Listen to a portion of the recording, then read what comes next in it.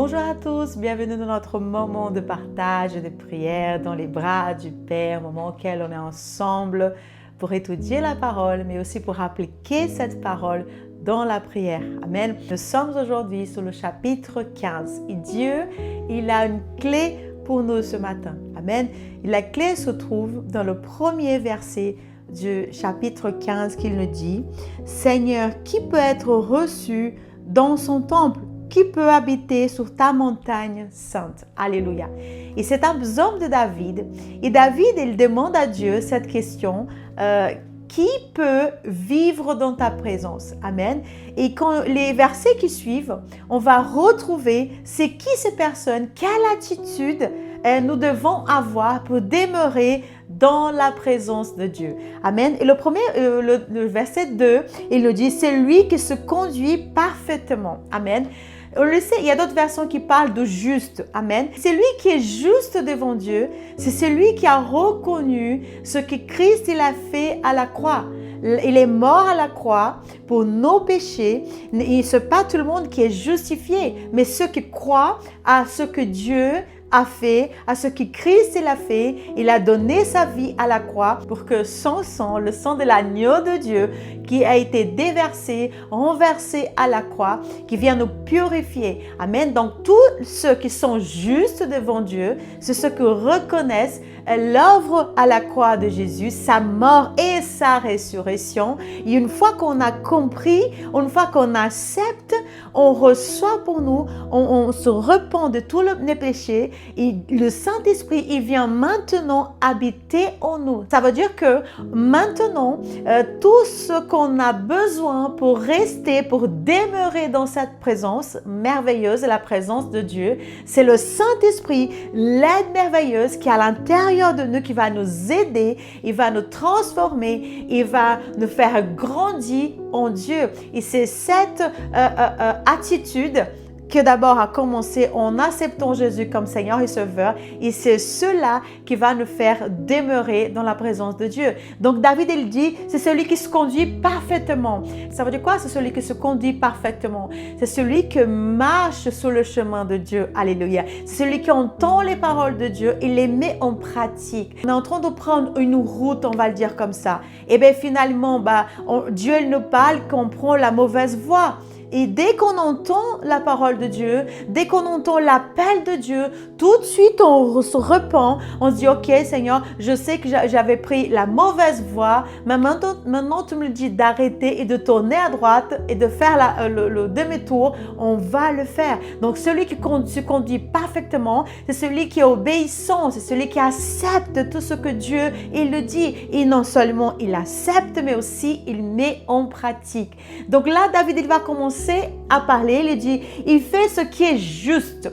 Non pas ce qui est juste, ce que je pense, non pas ce qui est juste par rapport au monde, non pas ce qui est juste par rapport aux personnes, mais il fait ce qui est juste par rapport à Dieu. Et comment savoir ce qui est juste par rapport à Dieu? Qu'est-ce qu'il dit Dieu qui est juste? C'est en regardant la parole de Dieu. La Bible nous enseigne que la parole de Dieu, la Bible, tous les livres ont été écrits par des hommes. Là, c'était le livre de Psaumes. Ce psaume-là, ça a été écrit par David. Mais c'était inspiré par le Saint-Esprit. Donc, c'est Dieu lui-même qui a écrit pour nous. Il a laissé sa parole pour nous, pour que nous puissions apprendre sur qui est Dieu, sur comment nous devons marcher, comment nous devons penser, comment nous devons agir. Et là, quand je regarde la parole, je comprends cette parole et je mets en pratique plus en plus, petit à petit, on va grandir en justice, on va grandir en sainteté, parce que la Bible, elle dit que nous devons être saints comme lui, il est saint. Amen. Il dit, et ses paroles sont sincères et vraies. Je ne sais pas pour vous, mais moi, quand je suis arrivée à Christ, s'il y avait une chose que j'avais du mal au début, c'était avec ma bouche. Je parlais beaucoup des gros mots, mais non seulement des gros mots, et aussi je parlais des mauvaises paroles à moi-même. Je parlais des mauvaises paroles aux autres personnes aussi, mais j'avais du mal à contrôler ma langue. Et c'est petit à petit, j'avais vraiment cette envie de changer. Quand Dieu m'a parlé du pouvoir de la langue, j'ai pris conscience du pouvoir de la langue. Je demandais de l'aide du Saint-Esprit. Ce n'était pas facile, ce n'était pas de jour au lendemain, mais quand je pris conscience que ma bouche, elle pourrait détruire, aussi bien elle pourrait aussi me détruire, mais aussi bien détruire les personnes, j'ai compris et j'ai commencé à être vigilant avec mes paroles. Donc, avec l'aide du Saint-Esprit, quand il y avait des moments que j'avais envie de mal parler ou d'insulter d'autres personnes, le Saint-Esprit me rappelait que ma bouche, elle était faite par Dieu pour m'apporter des bonnes choses. Amen. Donc il dit, ces paroles, elles sont sincères et vraies. Il y a une autre chose aussi que j'avais des difficultés, c'était la vérité. Amen. Je vivais dans le monde, donc le monde, et le diable, il est vraiment, le monde, il est sous le contrôle du malin. Et quand on parle du monde, c'est quelque chose qu'on dit que c'est normal, c'est le mensonge. Et moi, je mentais beaucoup. Parfois, je ne me rendais même pas compte. Et parfois, pire encore, c'était des choses tout simples. Mais c'est des choses que, est-ce que tu aimes ça ou tu n'aimes pas ça? C'est des choses simples du quotidien. Moi, je disais non, alors que j'avais envie de dire oui. Mais c'est des choses bêtes. Vous voyez, ce n'est pas quelque chose qui allait apporter un grand préjudice pour ma vie, ou même un préjudice pour une autre personne. Mais c'était vraiment un vice de mentir. Le mensonge, c'est quelque chose que ça ne marche pas avec Dieu. Parce que Dieu est un Dieu vrai. Dieu est un Dieu de vérité. Et si nous voulons être justes, nous voulons demeurer dans sa présence, s'il y a un esprit que nous devons vraiment combattre aujourd'hui, c'est l'esprit du mensonge. Amen. Il dit aussi, il ne dit pas de mal des autres. Il y a le commérage. Il y a aussi des personnes qui aiment, moi aussi je faisais beaucoup ça quand j'étais dans le monde, c'est vraiment de critiquer. Parfois je disais non, mais c'est une critique qui va aider à construire la personne, mais non. C'était des paroles blessantes. Ce n'étaient pas paroles qui avaient vraiment une envie de relever la personne, mais au contraire, j'avais envie de détruire la personne. Et c'était vraiment, c'est des paroles qui venaient de mon cœur qui était blessé, mon cœur qui était complètement dans les ténèbres, alors que j'ouvrais ma bouche, il y avait des choses qui étaient mauvaises à l'intérieur. Donc il dit ici, David, c'est celui qui ne dit pas mal des autres, que ce soit avec le commérage, de parler mal des autres personnes, que ce soit devant la personne avec des critiques, mais aussi derrière la personne, derrière le dos de la personne, de parler avec d'autres personnes à propos d'une autre personne. Amen.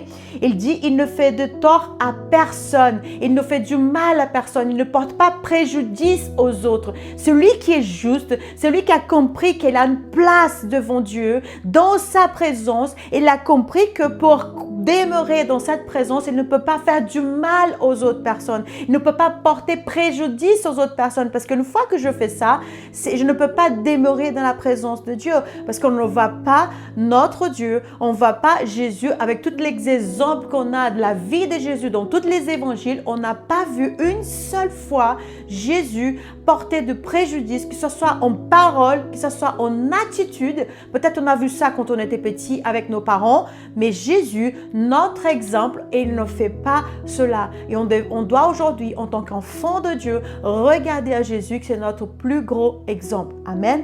Il le dit, il n'insulte pas son voisin. Comme je dis au début, j'ai parlé beaucoup de gros mots, mais aussi envers les autres personnes aussi. Ici, vous savez des choses, par exemple, je pense que ça touche à tout le monde, mais quand on est dans la voiture, il y a quelqu'un qui nous énerve devant nous, on commence à dire « Ah ouais, mais pourquoi tu fais ça ?» Il commence à s'énerver et tout. C'est comme c'est des gros mots, il sort avec une facilité.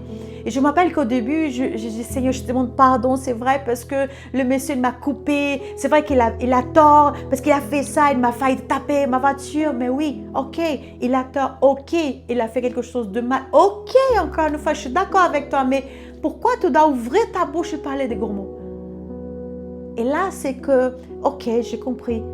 Malgré ce que les gens font envers nous, malgré les erreurs des autres, comme je parlais de l'histoire de la voiture, malgré tout cela, ça nous montre qu'à l'intérieur de nous, même si on est en Christ aujourd'hui, il y a encore quelque chose de mauvais à l'intérieur de nos cœurs. Et que c'est Dieu doit travailler. Mais Dieu ne peut pas travailler dans nos cœurs si on laisse la porte fermée. c'est vraiment un moment de repentance du Seigneur. C'est vrai que mon cœur, il est rempli d'amertume ou de colère. Et laissez Dieu guérir nos blessures. Laissez Dieu accès complet à notre vie, que ce soit à nos cœurs, que ce soit à notre esprit. Et laissez Dieu tout accès pour qu'il puisse vraiment nous aider et nous guérir. Amen. Il le dit aussi, il méprise celui qui agit mal. Il y a quelque chose que j'avais du mal au début de ma conversion, ce que je marchais avec des personnes qui n'aimaient pas Dieu, bien sûr. Et au moment que je me suis convertie à Jésus, la fréquentation de ces personnes, elle ne faisait pas du bien à moi. Alléluia. Parce qu'elles parlaient mal de Dieu, elles le parlaient mal aussi avec leur langage, avec leurs attitudes. Et j'avais du mal à m'imposer. Et le peu de temps que j'ai essayé de m'imposer, ils me rejetaient. Donc, j'ai compris que si je voulais vraiment avancer dans la foi, je devrais lire la Bible, je devrais aller à l'église, prier, jeûner. Ok, ben, tout ça c'est bien. Mais si de l'autre côté, je ne surveillais pas les personnes qui étaient autour de moi, ben, ça n'avançait pas. Donc, à un moment donné, je devais vraiment me mettre en arrière, faire des pas en arrière avec les personnes qui étaient autour de moi. Dieu l'a enlevé toutes les mauvaises personnes. Je continuais à prier pour ces personnes, mais plus à fréquenter ces personnes parce que finalement, elles étaient comme un empêchement pour que je puisse grandir en Dieu. Amen. Il dit, il méprise celui qui agit mal, mais de l'autre côté, il honore ceux qui respectent le Seigneur. Et Dieu, il nous parle parce qu'il y a souvent des personnes qui honorent le Seigneur, qui aiment le Seigneur, qui ont la crainte du Seigneur et qui sont là, que Dieu nous dépose pour nous aider, que Dieu nous donne ces personnes, un pasteur, une sœur, un frère en Christ. Et on doit vraiment honorer ces personnes parce qu'ils sont des sources divines, des sources de Dieu, des sources de vie qui sont là, que Dieu nous a données sur notre chemin pour nous aider. Donc, on doit les honorer. Il dit aussi, même s'il fait une promesse difficile à tenir, il la tient. Alors là, c'est quelque chose de difficile pour moi aussi parce que au début, je voulais dire oui à tout le monde. Au début, j'avais un problème de rejet, donc je disais oui à tout le monde. Donc, je promets de faire ci, je promets d'aller ailleurs avec toi, d'aller quelque part avec toi. Et bien, à la fin, le jour il arrive, je ne voulais plus y aller. Donc Dieu lui dit ici, mais même s'il fait une promesse difficile à tenir, il la tient. Que ton oui soit oui, dit la Bible, et que ton non soit non. Peu importe ce que tu as promis à quelqu'un, d'abord, c'est pour ça qu'important, c'est très important, avant de faire une promesse à quelqu'un, doit demander à Dieu, est-ce que je dois faire un compromis avec cette personne? Parfois, on a envie de répondre tout de suite oui, juste pour se débarrasser de problèmes, mais sauf qu'on est en train de remettre ce problème qui doit être résolu aujourd'hui pour plus tard. Amen. Et avant de donner une réponse à quelqu'un, on doit d'abord demander à Dieu, est-ce que c'est ta volonté? Est-ce que je dis oui ou est-ce que je dis non? Et si finalement on a dit oui, on doit la tenir jusqu'au bout, même si c'est difficile. Et là, il faut demander de l'aide au Saint-Esprit, qu'il va être là pour t'aider à finir ce que tu as compromis. Amen. Il a dit, il prête son argent sans intérêt. Ça veut dire que oui, si quelqu'un en a besoin, bien sûr qu'on doit le donner parce que la Bible dit que Dieu nous donne, nous devons aussi le donner, qu'il soit de l'argent. Ici, on parle d'argent. Mais si c'est une grosse somme, si Dieu ne t'a pas dit de donner, tu peux le prêter, mais tu ne demandes pas des intérêts. Amen, parce que c'est des enfants de Dieu et la Bible dit que Dieu aime ceux qui aiment et qui donnent aux pauvres. Amen, donc il ne faut pas demander, prêter de l'argent et demander des intérêts. Amen. Il a dit, il n'accepte pas des cadeaux pour accuser un innocent. Il y a un esprit qui c'est très courant dans le monde, c'est l'esprit de corruption. On pense souvent que c'est toujours les grands qui font ça, mais nous, à notre niveau, on est en train de pécher aussi. Et c'est à voir qu'est-ce qu'on est en train de faire. Si on a une situation dans nos vies, à la place d'essayer de chercher, de détourner cette situation, nous devons aller devant Dieu. La Bible dit que Jésus est notre avocat. Il est là à côté du Père. Il est là en train d'intercéder pour nous et c'est à lui que nous devons demander de l'aide. Non pas faire par nos propres moyens. Il dit n'acceptez pas des cadeaux pour accuser un innocent, pour voler aussi un innocent. Combien de fois on fait mal de quelqu'un, on parle mal de quelqu'un, on porte préjudice sur la vie de quelqu'un parce que nous allons recevoir quelque chose en retour. Alléluia. Donc quand on agit ainsi, on ne peut pas demeurer dans la présence de Dieu. Que le monde il agit ainsi, c'est normal, c'est tout à fait normal, mais ce n'est pas normal pour moi et toi que nous sommes des enfants de Dieu. Amen. Il finit, c'est lui que ce qu'on dit ainsi ne risque pas de tomber, il est inébranlable. Alléluia. Qui est inébranlable? Qui ne tombe pas? C'est lui qui agit conforme tous ces exemples que David nous a donnés. Il n'y a qu'avec l'aide du Saint-Esprit que nous pouvons y arriver. Il n'y a qu'avec l'aide du Saint-Esprit que nous pouvons vivre cet homme juste, demeurer dans la présence de Dieu. Et c'est sûr qu'on peut tomber, on va tomber. La Bible dit que tous les hommes, ils pêchent. Donc, mais c'est de savoir que oui, je peux pécher, oui, peut-être je peux tomber, mais je me relève parce que si je reste par terre, ça veut dire que je suis éloignée de la présence de Dieu parce que le péché, il m'éloigne de la présence de Dieu. Mais dès que je tombe par terre, je demande de l'aide à Dieu, je retourne à cette place et je reprends ma route. Et le Saint-Esprit, il est là pour nous aider. Amen. Alors, je t'invite, on va prier et je sais que le Saint-Esprit, il va nous aider dans cette prière. Amen. Merveilleux Dieu, Père, Fils et Saint-Esprit, nous sommes là dans ta présence, Père. Merci, Seigneur, pour cette parole. Merci, Seigneur, parce que nous avons compris, Seigneur, que nous avons une place, oh, alléluia, dans ta présence, dans ta merveilleuse présence, Seigneur. Nous sommes justifiés, Seigneur, par le sang de Jésus. C'est le sang de Jésus qui ouvre la porte, Seigneur, de cette demeure, de demeurer dans ta présence. Seigneur, nous voulons demander pardon aujourd'hui, Seigneur, parce que beaucoup de fois, Seigneur, nous pensons différemment comme le monde. Nos cœurs sont encore dans le monde, Seigneur. Nous voulons te demander pardon aujourd'hui, Seigneur, parce que nous ne pouvons pas demeurer dans ta présence, Seigneur, avec un cœur dans le monde, Père, au nom de Jésus, Seigneur. Nous voulons te demander de l'aide, Saint-Esprit. C'est toi qui peux nous convaincre, Seigneur, du péché. C'est toi qui peux nous aider aussi, Saint-Esprit, de nous rappeler que nous ne sommes pas tout seuls et que toi, malgré cette difficulté qu'on traverse, malgré ce combat qu'on est en train de vivre aujourd'hui, Seigneur, tu es là avec nous et c'est toi qui viens nous aider, Père, au nom de Jésus, Seigneur. Nous voulons demeurer dans ta présence merveilleuse, Père, au nom de Jésus, Seigneur. Et David, il dit, celui qui peut demeurer, c'est celui qui s'y conduit parfaitement, c'est celui qui connaît le Seigneur, c'est celui qui veut rester dans sa présence, c'est lui qui ne juge pas les autres, c'est lui qui ne fait pas de commérage, qui ne porte pas de préjudice vers les autres. C'est celui qui veut rester à cet endroit merveilleux, Père, au nom de Jésus, Seigneur. C'est celui qui est juste, c'est celui qui est justifié par toi, Père, au nom de Jésus, Seigneur. Aide-nous à rester à cette place. Aide-nous, Seigneur, à demeurer dans ta sainte présence, Père, au nom de Jésus, Seigneur. Aide-nous à dire des paroles vraies, Seigneur, à dire des paroles sincères, Seigneur, à ne plus tuer les personnes avec nos bouches, Seigneur, à ne plus tuer les personnes, Seigneur, avec les mauvaises paroles, Père, au nom de Jésus, Seigneur. Aide-nous, Seigneur. Lave notre bouche, Seigneur, pour qu'on puisse plus sortir des mauvaises choses dans nos bouches, Seigneur. Parce que aussi, ça peut porter préjudice non seulement aux personnes, mais aussi porter préjudice à nous-mêmes, Père, au nom de Jésus, Seigneur. Aide-nous, Seigneur, à ne plus parler mal des autres, Seigneur, à ne plus faire le tort à des personnes, Père, au nom de Jésus, Seigneur, et à ne plus insulter les autres, Père, au nom de Jésus. Aide-nous à ne plus parler des gros mots, Seigneur. Parce que parfois, on dit c'est tellement naturel des gros mots qui sortent. Oh, alléluia. Mais ce n'est pas naturel de dire des gros mots en tant qu'enfant de Dieu, en tant qu'un enfant qui veut demeurer dans la présence du Père. On représente Dieu.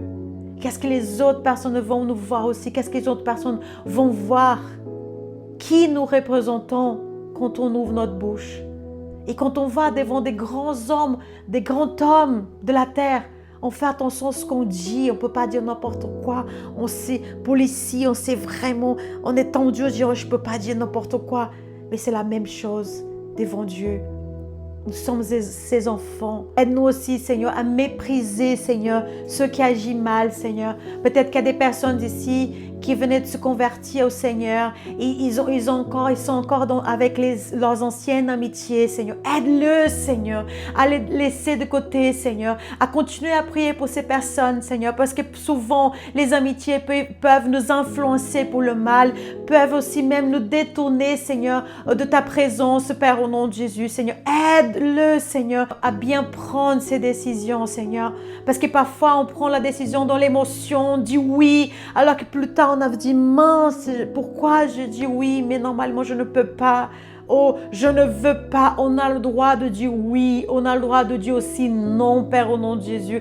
Aide-nous, Seigneur, à ne pas répondre tout de suite par l'émotion, Seigneur. Et après, on doit avoir la conséquence, Seigneur, de ce qu'on a demandé ou la réponse qu'on a dit, soit oui, que soit non, Père, au nom de Jésus, Seigneur. Mais aide aussi, Seigneur, à tenir, Seigneur, ce réponse, Seigneur, même s'il y a des difficultés, Père, au nom de Jésus, Seigneur. Si on a promis quelque chose à quelqu'un, Seigneur, si on a promis d'être là pour aider, si on a promis, Seigneur, de faire quelque chose, Seigneur, à quelqu'un, aide-nous, Saint-Esprit de Dieu, à tenir la parole, à tenir cette promesse, Père, au nom de Jésus, même si c'est difficile, qu'on puisse se retrouver, se retourner à toi, Père, au nom de Jésus, Seigneur. Je te dis aussi, Seigneur, aide-nous à ne plus prêter l'argent avec intérêt, Seigneur, mais à plutôt à donner, Seigneur, aux autres, Seigneur. À ta parole, elle a dit, aide l'orphelin, la veuve, Seigneur, et l'étranger, Seigneur, que nous soyons ces mains qui vont donner à l'orphelin, à la veuve, aux étrangers,